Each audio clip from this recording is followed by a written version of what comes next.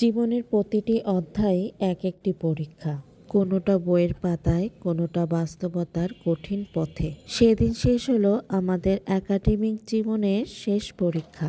এই দীর্ঘ যাত্রায় ছিল অনেক ধরনের স্মৃতি। জীবনটা কিন্তু সহজ না, সেটা সহজ করে নিতে হয়। কঠিন সময় আসে, ভালো সময় আসে, তার মধ্যে দিয়েই যেতে হয়। একাডেমিক পরীক্ষার শেষ পরীক্ষা যেটা ভাইবা পরীক্ষা, সেই ভাইবা পরীক্ষার দিনে যেভাবে রেডি হয়েছিলাম সেইটাই আপনাদের সাথে শেয়ার করতে চলে আসলাম। আসলে কি জানেন, শেষ বলে কিছু নেই। জীবনের প্রতিটি শেষই নতুন শুরুর বার্তা নিয়ে আসে, নতুন করে আবার বাঁচার সাহস জাগায়। যতদিন বেঁচে থাকবেন আপনি পরীক্ষা দিয়ে যাবেন।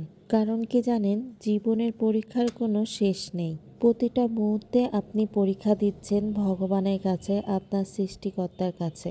দেখবেন আপনার জীবনে খুব সুন্দর সময় যাচ্ছে। সেটা হলো কঠিন সময়ের ফলাফল হিসেবে আপনি সুন্দর সময়টা পেয়েছেন। তাই কঠিন সময়ে ভেঙে পড়ার কোনো কারণ নেই। ভগবান আমাদেরকে কঠিন সময় দেয় পরীক্ষা নেওয়ার জন্য।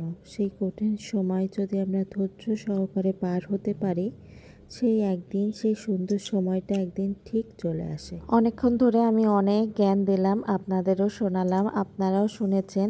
আশা করি কেমন লাগবে অবশ্যই কমেন্টে জানাবেন। এইবার বলেন, আমার সাথে কে কে মাস্টার্স পরীক্ষা দিয়েছেন? অনেকেই আমার কাছে একটা হালকা পাতলা মেকআপের ভিডিও চেয়েছিলেন, তাই ভাবলাম আমি যেহেতু ভাইবার দিনে একটু হালকা সাজ দিয়েছিলাম, সেটা আপনাদের সাথে শেয়ার করি।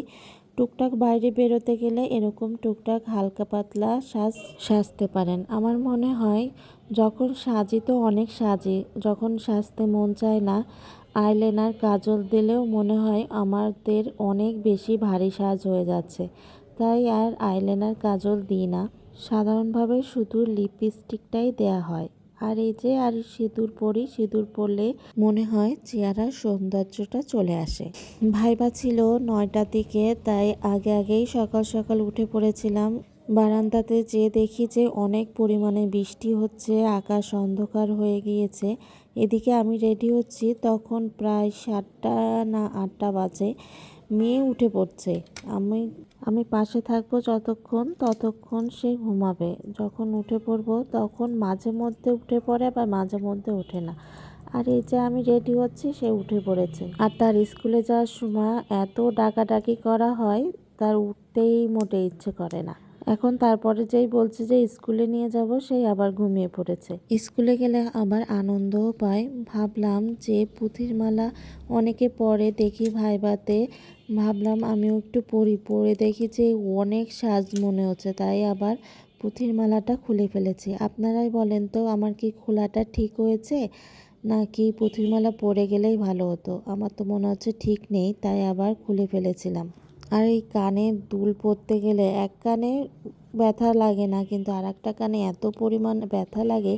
সে ছোটোবেলায় কান ফোটানো, কিন্তু এখনও কানেরটা পরতে গেলে কানে ব্যথা লাগে। আমার মতো কার কার এমন হয় অবশ্য কিন্তু জানাবেন, যে নাকি শুধু আমারই এমন হয়, কানেরটা পরতে গেলে এমন ব্যথা লাগে।